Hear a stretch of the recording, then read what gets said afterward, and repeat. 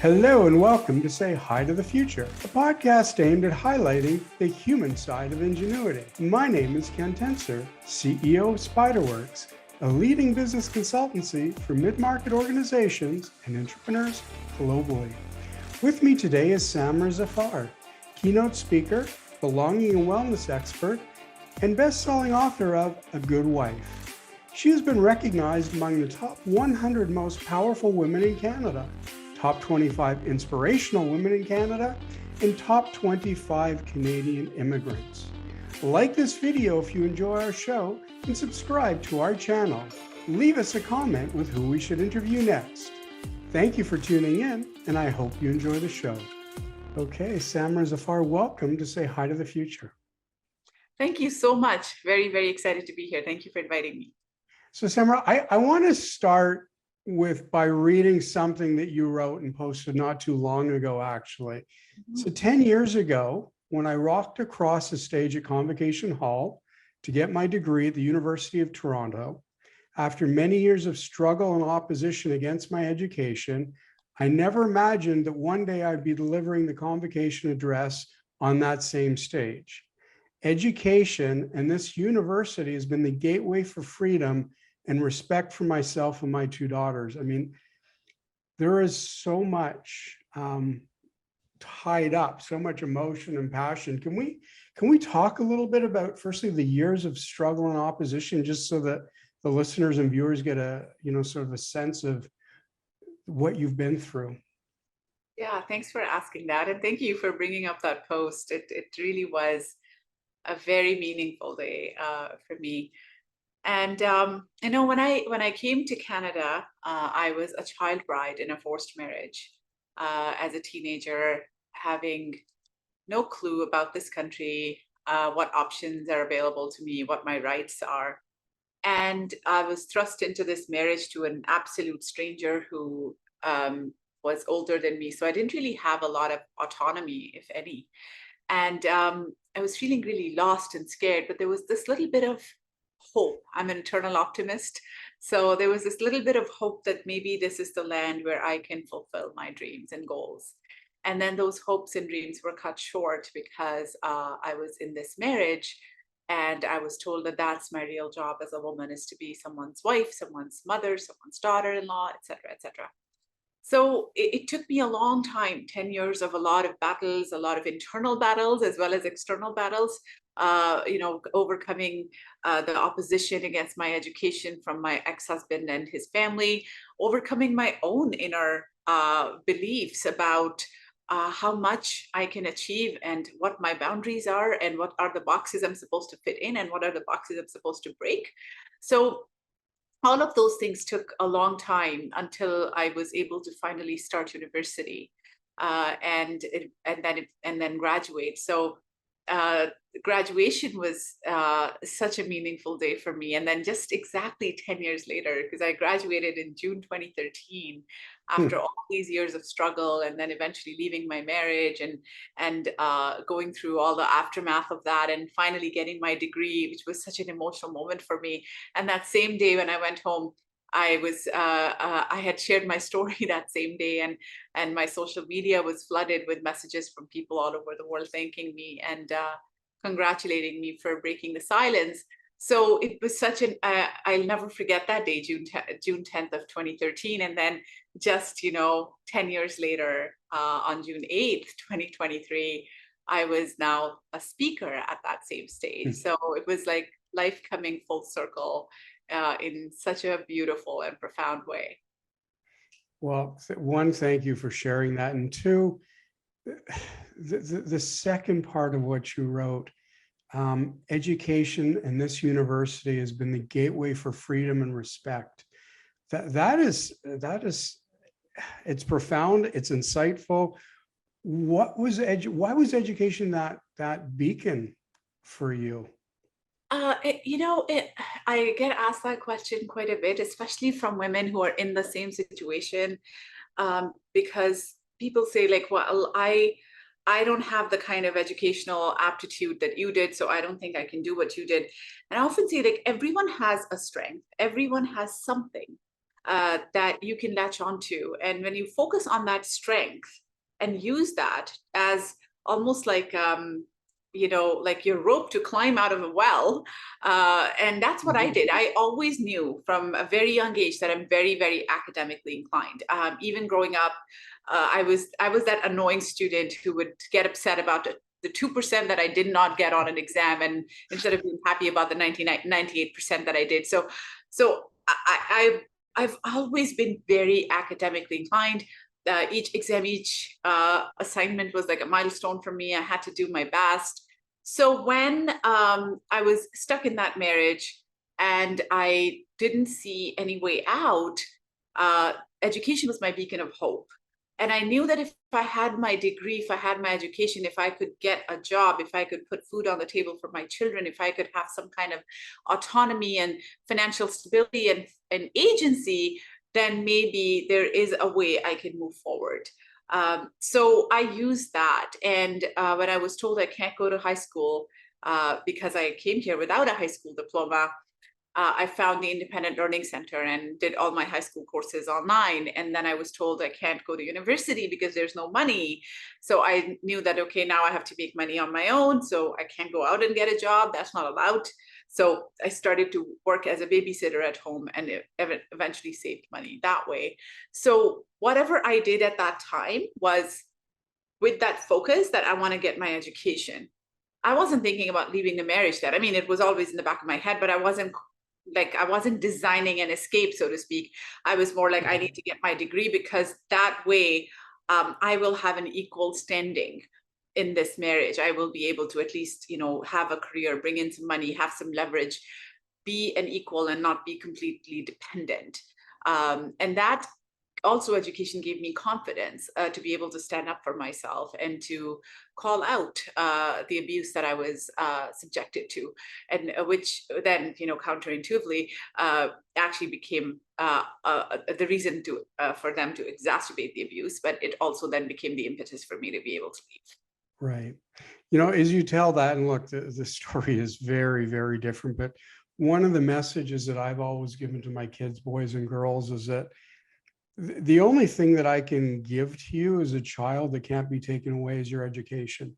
Mm-hmm. You can go through money, you can go this, you can go through whatever, but if you learn how to learn and learn how to think and learn to be independent that way, you have an opportunity. And what you do with it, I can't tell you or guide you, but at least you'll have that footing. So I just share that because, again, the story backgrounds are wildly different, but the notion of education as the gateway.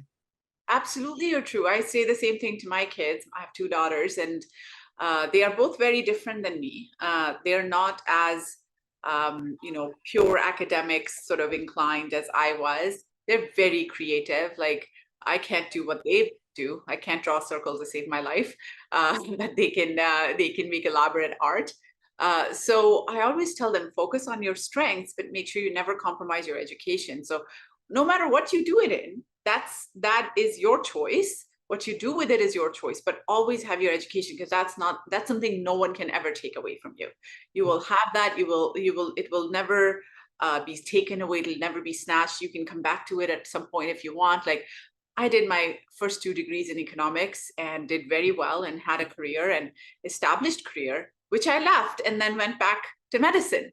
But that degree that I did 10 years ago in economics, the fact that I had a strong enough GPA and a strong enough degree from a strong enough university helped me get into medical school. So, I leveraged it 10 years later for something else.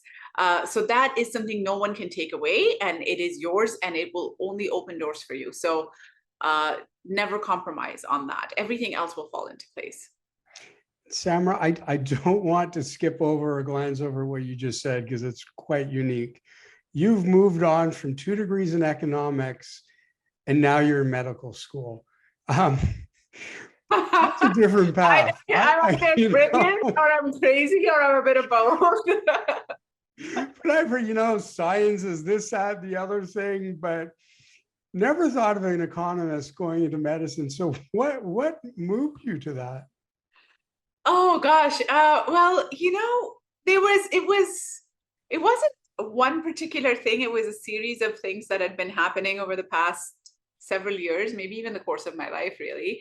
But I think a few things that really pushed me in that direction was I was not very fulfilled in my corporate career. I was happy. I was feeling that I was doing good work. I found my silver linings. I had good colleagues. I had good leaders. But I'm very impact driven as a person. And I was always looking for ways to give back and to pay forward. And I think given the fact that I've been through trauma and I've been on the other end of receiving from a lot of people's kindness and healing and generosity, I think that sort of gave me always this fire in my belly that I want to do something that's helping people in a very profound sense, and especially lifting people who have been marginalized, lifting people who've traditionally been subdued or lost their voices, etc. So when I started to share my story, and I saw the difference that it made in people's lives, and then over time, as that career grew, and I became a public speaker and an author, and I was like, wow, like by offering human connection, by breaking the silence on something, I'm actually making such an incredible difference on people's lives.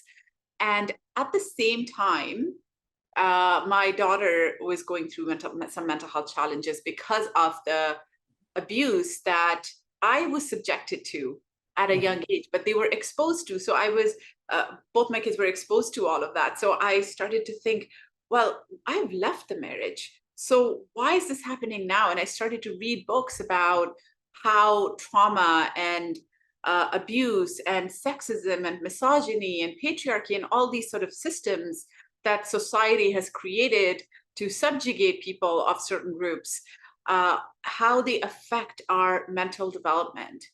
And as I learned that through just reading on my own, and I wanted to talk to my doctor more intelligently or my children's doctors more intelligently, I grew such an interest in the field. And I was like, this is fascinating. It gave me a lot of answers for what I needed to know about my life and why I sometimes make decisions the way I do, or become hyper vigilant about something, or focus on always like the bad stuff sometimes and trying to mitigate those risks instead of enjoying all the good in my life today. And so I'm like, oh, that is why this is happening. This is the biology going on in my brain. This is what the neuroscience says. So it was super, super fascinating. And I decided that, okay, if I'm going to change a career, which I've wanted to do for a long time, I just didn't know what I would do. So now I'm like, okay, it has to be mental health. Now, what does that look like? So I explored psychology for a while, I explored social work for a bit, but I'm the kind of person, you may have guessed by now, if you're going to do something, go all the way in.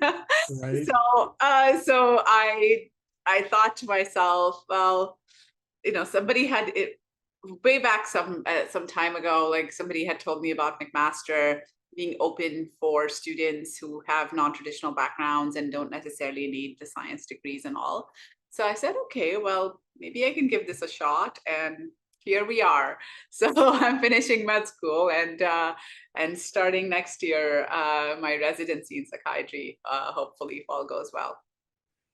That is an incredible story, and I love you talk about your kids, you talk about what we go through in our lives. We sometimes don't fully understand the impact on others, especially our children. And in my last book, and I'm doing my doctorate in human ingenuity, or how we think, I wrote, you've got to unpack your bags and stay a while.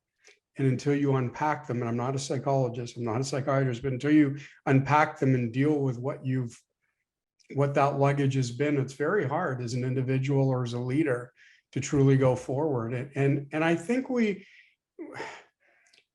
forget how that impacts the people around us sometimes.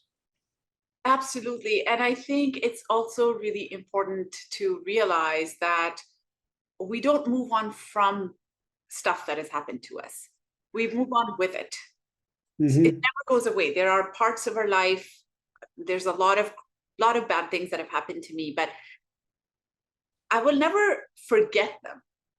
I will never move on from them. I will move on with them. So, but knowing that, yes, that is why this is my thought pattern. So recognition is number one. And then recognizing this is what I can do to change it. This is what I can do to take different actions so that I'm not constantly trapped by the past, as painful as it was. And how, despite the fact that I've had difficult circumstances, I can live a very happy, joyous, fulfilling, loving life. And I have a lot to offer to others as well. So I think what people sometimes tend to think is, unless and until you forgive and forget everything, you can't move on. And I think that's sort of what I'm trying to change through my work, is that you never forget. It doesn't go away. You don't just, it's not like you're cutting an arm off and it's done. You still know that your arm's cut off. You still have to live with just one arm, Right. right? So you have to then make changes in your life and in your way of thinking, and adapt. And that is where our power lies as human beings. We have this beautiful gift given to us of adaptability, of neuroplasticity, where we can grow new pathways in our brains, where we can grow new ways of doing things, learn new ways of doing things. So when I hear people say, oh, I grew up with these beliefs, I'm like, okay, but that doesn't mean you should carry those beliefs now. You're capable of critical thinking. You're capable of growing as a person. You're capable of learning.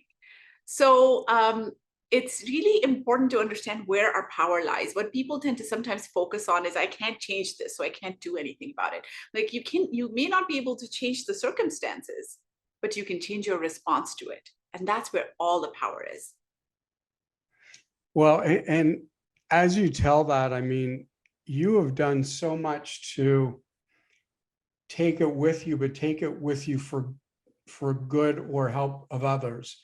And you wrote an incredibly inspiring memoir called The Good Wife, which talks about your story and talks to survivors of domestic violence. But you've taken, it was incredibly well recognized, Washington Post, dozens of reviews that I've been able to flip through. But you've taken that and not just focused on yourself, but through Brave Beginnings, you are helping other women to rise up, to overcome, to learn how to take things with them rather than have them, hold them back, if you will.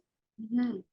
And thank you so much for, by the way, all the kind words about the book and the reviews. And with Brave Beginnings, it started actually even before I thought about the book, because when I had started to share my story back in 2013, I had no clue. Like, if somebody had told me then one day you'll be a best-selling author and you'll be like writing your second book and you'll be doing all the speaking and everything, I'd be like, what?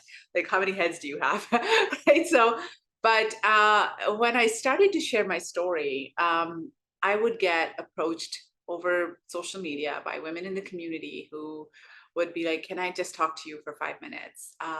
Can you offer me a little bit of your encouragement? And I had been on the other side, where I was one of those women who, in my case, a lot of I would say, there were a lot of dark moments. There was a lot of self-doubt. There were a lot of times when I thought I couldn't move on. And it was that kindness from random people, from professors, friends, etc., who showed up in my otherwise dark time and helped me see the light and move forward. So in this case, I wanted to pay it forward. So when I started getting approached by women in the community, I'm like, yeah, I want to do something. So I would have coffees, I would have chats, I would start mentoring them. And I saw the difference that the human connection made.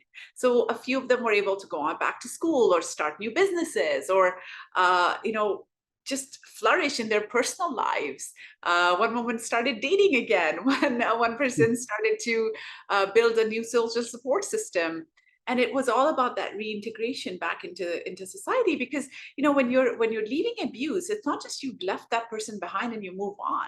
No, there's all kinds of aftermath. Your confidence is struggling. Your you don't have enough belief in yourself. You sometimes lack social support even from your own family. In a lot of cultures, I had to go against my entire family when I left my marriage, and a lot of them inflicted a lot of shame and stigma upon me. So I had lost all of that. I had to build an entire new community from scratch. So when all that stuff happens, what is the number one reason why prisoners reoffend, or women go back into abusive situations, or people go back into things that they know are not good for them. It's isolation, it's loneliness, Mhm. it's lack of connection. We are wired for connection as human beings. The need for connection lives in our survival center of our brain, in our brainstem. It's the most ancient part of us. So it is hardwired into us. But when we don't get that connection, we feel like, oh my God, how am I going to survive? Like, am I going to be all alone? And that is such a huge driver, such a powerful driver. So we oftentimes accept things that are not good for us just to be able to survive so that we wouldn't be alone. Right. So a lot of times I would see this happen. I saw it happen in my life where I went back to my marriage a few times because I was afraid I would be left alone and I would have no one in my life.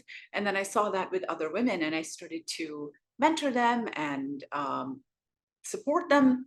And I saw the difference that it made. And I'm like, what about if there was a network of other women who are also passionate about helping other women and giving back and putting a little bit of their time and energy, not money, but just time and emotional energy into helping someone. And that's when I thought of creating this organization. And it is a mentoring program for women who've escaped any kind of domestic abuse. And we pair them with mentors and mentors are women who are professionals who want to give back. It takes about a couple hours a month.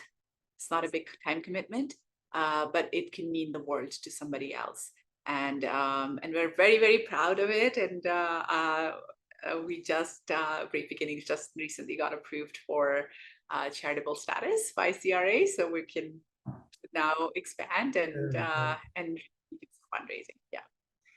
And very soon it will have a psychiatrist at the helm. That's Yes. wonderful. No, it's a wonderful give back, and I see it very natural coming together in what you're doing. It's incredible. It's sort of speechless in the sense of how you've overcome and what you've done. And as our time comes to a close today on Say Hi to the Future, one of the questions, we talk a lot about resilience at Say Hi to the Future. Our next event is actually in Mississauga, and it's called A Path to Resilience, and it's about personal, leader, and community resilience. But that to me is what you're talking about. And I don't know that you can teach resilience, but I'm wondering if you think that we can cultivate it in some way, make people more open to overcoming. I love that question. That was when every time I talk about resilience and people ask me this question, that what was it in you that made you go through all of this and come out on, like in a way that's healthy. And my answer is there's no secret ingredient that I am born with that others aren't, or some people are born with that others aren't. It is a muscle. It is literally a muscle that you cultivate and you strengthen and you build. And resilience is collective. It's not an individual thing. It's much more about, remember when I talked about connection and how being connected, human connection makes us feel more resilient, that we can take risks because there are people who will catch us if we fall. We have a safety net.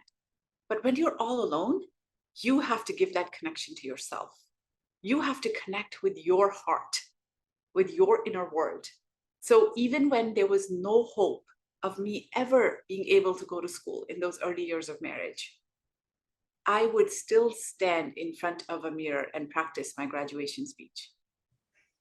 And that's how I kept my own hope alive, because I connected with my heart and my dream and my vision.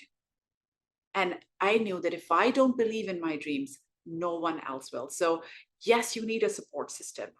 You need a cheerleader. You need multiple. But at the first step of it, you need to be your own cheerleader. You need to believe in your dreams. And when there are going to be a lot of naysayers around us. When people say to us that, oh, you can't do this, they're not showing us our limits. They're showing us their limits. It's because they don't think they can do it. So they don't think anyone else can either. So if something makes sense to you, I mean, when I applied to med school, I didn't tell a lot of people because I knew That people like, are you crazy? Like, who goes from economics to medicine, right? But it makes sense to me. I believe in it. So I want to do it. And now those same people are like, oh my God, how did you do that? Like, tell us how you did it, right? So you got to believe in it. Number one, you have to be your own cheerleader. Number two, find the right support system. And the right support system may not be your family, may not be your so-called friends at that time. They may be completely new, strange people. And I found support systems when I left my marriage and moved to campus housing at U of T. And the friends who showed up at my door with ice cream when I was having a hard day, or my professors who would say something kind and encouraging to me right when I needed it. So that's number two. And number three is courage. And courage is not the absence of fear. I hate the word fearless. I think it's totally false, because there's no such thing as fearless. As human beings, we are afraid. It's a very natural part of our human emotion spectrum. So courage is not the absence of fear. It's not about being fearless at all. On the contrary, it's like, yes, I'm afraid. I'm terrified, but I really believe in this. I really think I should do this, so I'm going to do it anyway. It's acceptance of the fear and taking action, taking inspired, courageous action, because you'll never have all your ducks in a row. You'll never have a crystal ball that will tell you what lies at the other end. And if somebody tells you they know that, they're lying.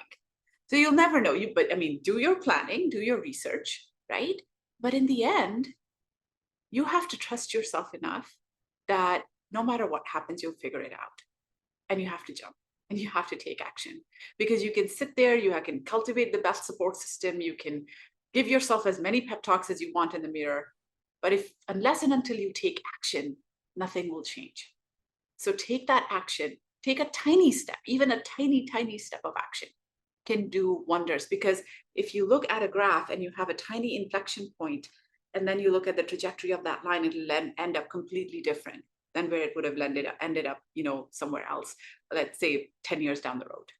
So my first inspired action was to order that very, very first course through the Independent Learning Center when I was not allowed to go to high school.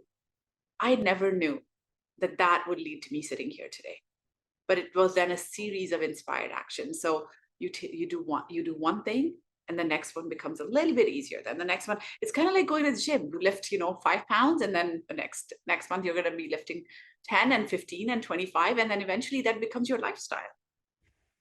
That courageous spirit in you becomes your second nature. So, motivate yourself, find the right support system, and take inspired action. That's my recipe for cultivating resilience. Well, that's a wonderful recipe. Frankly, I could listen to you for hours. I am so happy for you and for our listeners, for everyone, that you took that first step so many years ago. And I just want to congratulate you on where you are and where you're going. And thank you so much for being our guest today. Thank you. Thank you so much for having me. And hopefully we'll stay in touch and talk to you again soon. Take care. Good luck with everything. Take care. You too.